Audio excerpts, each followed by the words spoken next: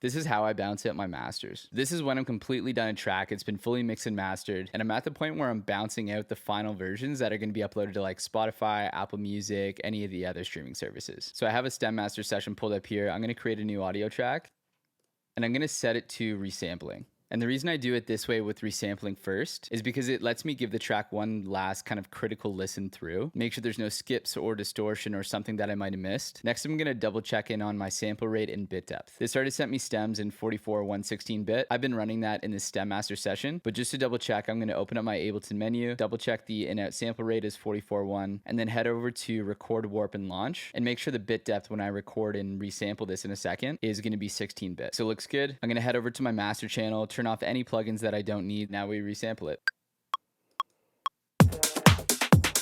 When that's done resampling, I'm just gonna make sure I know where it saved the file by this show and finder option, because we have a couple more steps. I'm gonna open a brand new completely blank session, and I'm gonna import the master that we just resampled. And this is where we're gonna add some clean fades at the beginning and the end to make sure that when we start the track or when it's done playing, there's no clicks or pops. I'll just show you with the end fade, but the same thing goes for the beginning. I'm gonna zoom into the end, and I'm gonna use this magnify the waveform option so we can really see where the track truly ends. It looks like we don't really need anything to the right of this point here, so I'm gonna delete it, and then I'm just going to create a really nice fade. And when we go back to kind of the normal zoom settings, this should give us a really nice clean fade with no clicks or pops. Now that we've done that, highlight the waveform, Shift Command R, double check the sample rate, the bit depth. We only really need to dither if we're changing bit depth, so we don't in this case. If you want an MP3 version, you can toggle this on, and then I'm going to export, and I would call this track name, master, whatever number it is, final, and then include the sample rate and bit depth.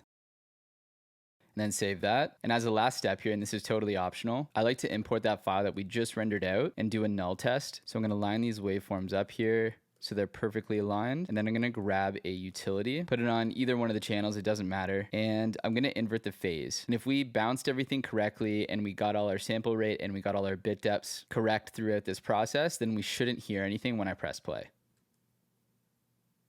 I'm not hearing anything. That's a good sign. It means we did everything correctly and the track is ready to upload. Hope that helps.